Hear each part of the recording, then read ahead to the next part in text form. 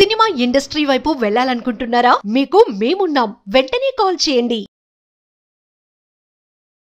Welcome to Suman TV. నేను మీ Suman TV Nag. Kolkata ఇన్సిడెంట్కి సంబంధించినటువంటి వాటిల్లో ఒక కీలక ఆధారం దొరికి దానికి సంబంధించి సిబిఐ కూడా కోర్టుకి ఎప్పుడైతే సబ్మిట్ చేయడం జరిగిందో, అంటే సందీప్ ఘోష్ గురించి, సందీప్ రాయ్ గురించి, అండ్ దాంతోపాటు అభిజిత్ మండల్ గురించి, అక్కడ ఉండేటువంటి డిపార్ట్మెంట్ అతను ఉన్నారు కదా, అభిజిత్ మండల్.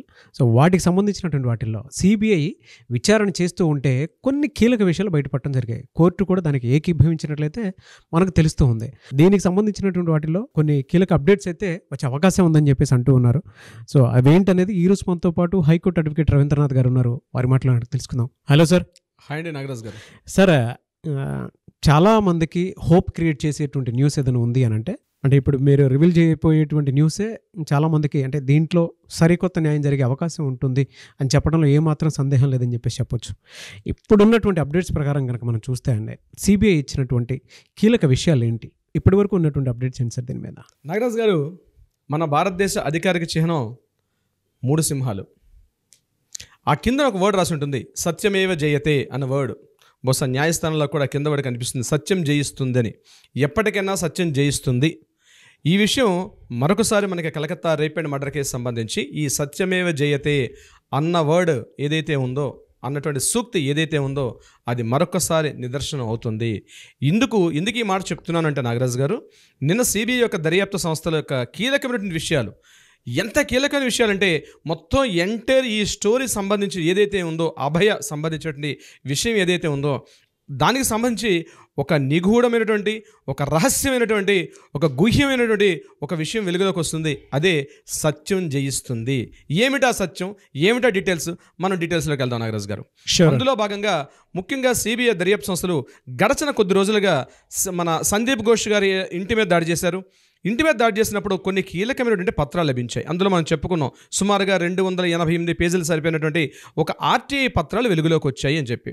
అంటే ఎవరైనా సరే సమాచార హక్కు చట్టం ప్రకారం ఏదైనా ఒక ఇన్ఫర్మేషన్ తెలుసుకోవాలని చేస్తే దానికి సంబంధించి గవర్నమెంట్ డిపార్ట్మెంట్స్ ఆ యొక్క ఇన్ఫర్మేషన్ రిలీజ్ చేయడం, ఈ యొక్క సమాచార హక్కు చట్టం యొక్క రూల్స్ అండ్ రెగ్యులేషన్స్. కానీ దారుణమైన సంఘటన ఏమిటంటే, ఎవరైతే ఇన్ఫర్మేషన్ కావాలని చెప్పి వేశారో వాళ్ళ యొక్క ఫస్ట్ కంప్లైంట్ లెటరు అట్లాంటివి కొన్ని సుమారు 288 లెటర్లు సంపాదించి అట్లాంటివి ఈయన ఒక ఇంట్లో లభించాయి. దీనికి సంబంధించి సిబిఐ వాళ్ళు అవన్నీ వెలుగులో తీసుకొస్తే విస్తుపై నిజం ఏంటంటే, అందులో మ్యాక్సిమం ఉన్నవి ఎవరైతే అభయ్ అని చెప్తున్నామో అభయ్కి సంబంధించిన కొన్ని కంప్లైంట్ లెటర్స్ ఉన్నట్టుగా సిబిఐ వాళ్ళు కన్ఫర్మేషన్ చేయనట్టుగా చెప్తున్నారు విషయానికి. అంటే అభయ సంబంధించి, సందీప్ ఘోష్ యొక్క అక్రమాలకు సంబంధించి, ఆయన యొక్క అవినీతి ఆరోపణలకు సంబంధించి ముందుగా అభయ సస్పెక్ట్ చేశారు అన్న విషయం ఎలా కన్ఫర్మ్ చేశారు అంటే సిబిఐ వాళ్ళు, దీనికి నేను ఇప్పుడు చెప్పబోయే విషయం దీనికి బలాన్ని చేకూరుస్తుంది నాగరాజ్ గారు. ఏమిటా ఈ విషయం అంటే, సందీప్ ఘోష్ వాడుతున్నటువంటి మొబైల్స్ని, ఎలక్ట్రానిక్ గాడ్జెట్స్ని తీసుకున్నారు, తీసి మొత్తం చెక్ చేశారు. చెక్ చేస్తే చాలా వరకు మెసేజెస్ డిలీట్ అయిపోయి ఉన్నాయి. ముఖ్యంగా వాట్సాప్ మెసేజెస్ అన్నీ కూడా డిలీట్ అయిపోయి ఉన్నాయి. ఆ డిలీట్ అయిపోయిన మెసేజ్ని వీళ్ళు ఏం చేశారంటే, మనకున్నటువంటి టెక్నాలజీ పరంగా ఆ వాట్సాప్ యొక్క అధికారిక సభ్యులు ఎవరైతే ఉంటారో, సంస్థలు ఉన్నారో, ముఖ్యంగా సుప్రీంకోర్టు ఆజ్ఞ ఇచ్చిందంటే ఎవరైనా ఇన్ఫర్మేషన్ చెప్పాల్సిందే. అయితే ఈ వాట్సాప్ చాట్లోను, టెక్స్ట్ మెసేజ్లోను ఉన్నటువంటి సుమారుగా కొన్ని వందలాది మెసేజ్లు అందులో ఉన్నాయి. కొంతమందితో మాట్లాడే ఇన్ఫర్మేషన్ అంతా అందులో దాగి ఉంది. సో దాన్ని ఏం చేశారంటే డీకోడ్ చేశారు. మొత్తం వాట్సాప్ చాట్ మెసేజ్ని కూడా డీకోడ్ చేశారు. అందులో వాయిస్ మెసేజెస్ ఉన్నాయి, టెక్స్ట్ మెసేజెస్ ఉన్నాయి, రకరకాల మెసేజెస్ ఉన్నాయి.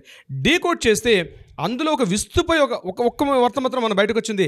చాలా విషయాలు సిబిఐకి ఒక వెలుగులోకి వచ్చాయి, కానీ ఒక న్యూస్ మాత్రం వెలుగులోకి వచ్చింది. ఆ ఒక మెసేజ్ మాత్రం బయటకు రిలీజ్ అయింది. ఏమిటా మెసేజ్ అంది మీతో పంచుకుంటాను నాగరాజ్ గారు. డెఫినెట్గా అండి, ఈగర్లీ వెయిటింగ్ అండి. అది యాక్చువల్గా ఒక బెంగాలీ వర్డ్లో ఉంది. సందీప్ ఘోష్ వేరే వాళ్ళతో మాట్లాడుతున్నాడు. అది బెంగాలీలో ఎలా ఉందంటే, మీటాకుబ్ బాడాబడి కోర్చి, మీటాకుబ్ బాడాబడి కోర్చి. ఇది యాక్చువల్గా బెంగాలీలో ఉన్నటువంటి ఒక వర్డ్, ఒక వాయిస్ సందీప్ ఘోష్ పక్క వాళ్ళతో మాట్లాడుతున్నట్టుగా ఉన్నటువంటి ఒక వాయిస్ మెసేజ్ దాంట్లో దొరికింది. దాని మీనింగ్ ఏమిటి అని డీకోడ్ చేస్తే మనం ఇంగ్లీష్లో చెప్పాలంటే, the girl crossed her limits, the girl crossed her limits. దాన్ని ఇంకా చెప్పాలంటే, ఆమె చాలా దూరం వెళ్ళింది, ఆమె తన హద్దులు దాటింది అన్న వర్డ్ని మనం తెలుగులో ట్రాన్స్లేట్ చేసుకోవచ్చు. ఇక్కడ the girl crossed her limits, బెంగాలీలో మీటాకుబ్ బాడాబడి కోర్చి అన్న వర్డ్. దీని మీనింగ్ ఏమిటి? ఇక్కడ గర్ల్ ఎవరు, ఎవరికి చెప్తున్నారు, ఈ మెసేజ్ ఎవరికి ఫార్వర్డ్ చేశారు, ఇవి సిబిఐ యొక్క దర్యాప్తులో క్లియర్గా ఉన్నాయి. బట్ మనకి ఇంకా అందలేదు ఇన్ఫర్మేషన్ సంబంధించి. అయితే మనకు దొరికినటువంటి ఇన్ఫర్మేషన్ ప్రకారం దీన్ని మనం డెవలప్ చేసుకుంటూ వెళ్తే తెలిసిన విషయం ఏమిటంటే, ఇది అభయ అన్నటువంటి అమ్మాయి సంబంధించి ఈమె ఎక్కడైతే ఈ పల్మనాలజీ డిపార్ట్మెంట్ ఎక్కడైతే ఉందో ఇక్కడ ఇస్తున్నటువంటి మెడిసిన్స్ అన్నీ కూడా చాలా వరకు నాణ్యత లేనటువంటి మందులన్నీ కూడా సప్లై చేస్తున్నారు.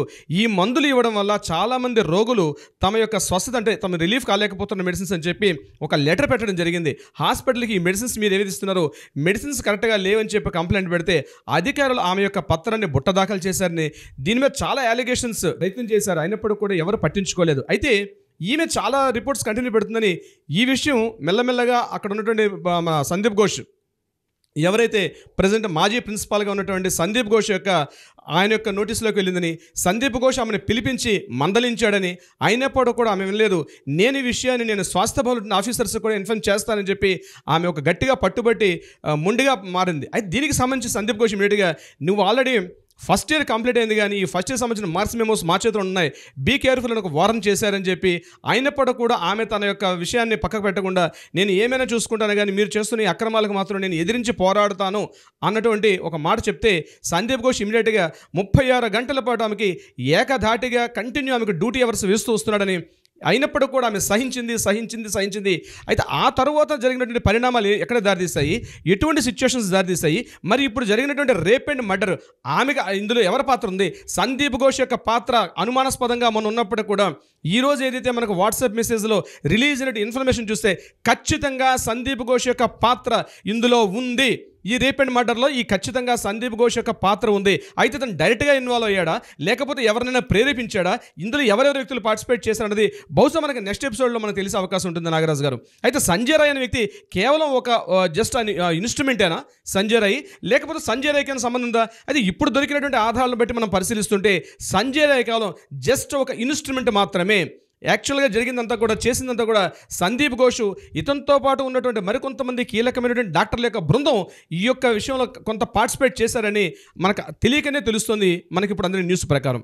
ఇందులో ముఖ్యంగా ఈయన యొక్క అవినీతి ఆరోపణలు ఏవైతే ఉన్నాయో, ఈయన చేసినటువంటి చాలా అవినీతి ఆరోపణలు, ముఖ్యంగా హ్యూమన్స్ ట్రాఫికింగ్ అంటే స్త్రీల యొక్క హ్యూమన్ ట్రాఫికింగ్ కావచ్చు, లేకపోతే అవయవాల స్మగ్లింగ్, దానికి సంబంధించిన డాక్యుమెంట్స్ కూడా ఈయనకి ఆఫీసులో ఉండాల్సిన చాలా డాక్యుమెంట్స్ ఈయనకి ఇంట్లో దొరకడం, ముఖ్యంగా అవయవాల స్మగ్లింగ్ సంబంధించి ఏవైతే కొంతమందితో సంప్రదింపులు జరిపినట్టుగా ఉన్నటువంటి పేపర్స్ కూడా ఈయన ఇంట్లో కీలకంగా దర్యాప్తు దొరికింది.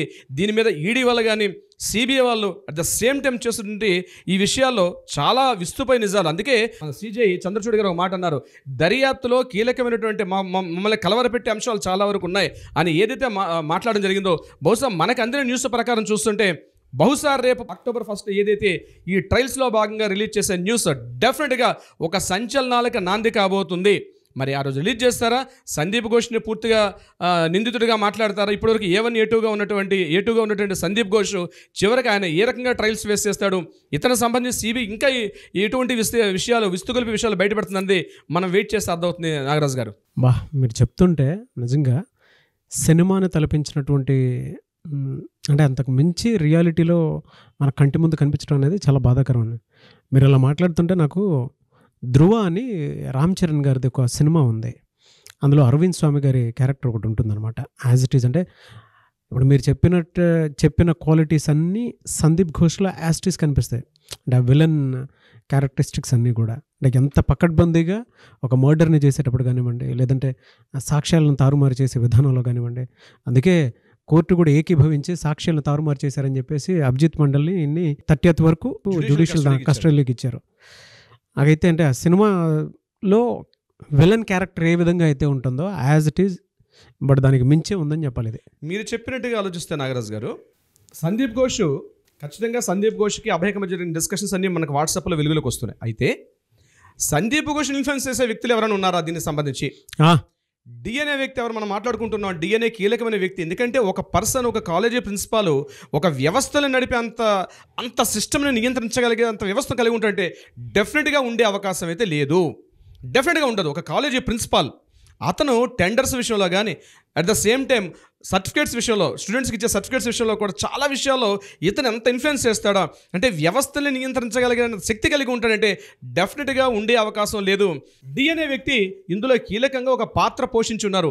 మరి డిఎన్ఏ వ్యక్తి ఎవరన్నది తొందరలోనే వెలుగులోకి వస్తుంది. ఇక్కడ కీలకమైన విషయం ఏంటంటే అభిజిత్ మండల్తో కలిసి ఈ విషయం ఎప్పుడైతే జరిగిందో, రేప్ అండ్ మర్డర్ జరిగిందో, అభిజిత్ మండల్ తలా పోలీస్ స్టేషన్లో మెయిన్ SHO ఎవరైతే ఉన్నారో అతనితో కలిసి పూర్తిగా సాక్షి ఆధారాలను కూడా తారుమారు చేశారని దర్యాప్తు సంస్థ అయినటువంటి CBI ఆరోపించింది. అంటే ఈవెన్ పేపర్స్ను కూడా, డాక్యుమెంటేషన్ కూడా మార్చేశారు. అంటే ఏమిటి, ఎంత తెగించారంటే ఒక అమ్మాయి ఎదిరించి పోరాడితే, ఒక హాస్పిటల్లో ఎదిరించి పోరాడితే చివరిగా ఆమెకు రేప్ చేసి అత్యంత పాశవికంగా, అత్యంత హేయంగా, అత్యంత దారుణాత స్థితిలో అంత దారుణంగా చంపడం అన్నది, అంటే ఇంతకుముందు ఆర్జేకర్ హాస్పిటల్లో చాలా సంఘటనలు జరిగాయి. అంటే ఇంకొక వ్యక్తి ఇంత దారుణంగా ప్రశ్నించకూడదు, మేము పూర్తిగా వ్యవస్థలు నియంత్రిస్తాం కాబట్టి ఎవరినైనా మమ్మల్ని ఎదురు నిలబడితే వాళ్ళకి ఖచ్చితంగా ఇదే గతి పడుతుంది అని చెప్పడానికి కోసం చెప్పి ఇంత పాశవికంగా ప్రవర్తించే పరిస్థితి వచ్చిందని నేను అనుకుంటున్నాను నాగరాజు గారు. కానీ పాపం ఏదో ఒక రోజు పండుతుంది, ఏదో ఒక రోజు పాపం పండుతుంది.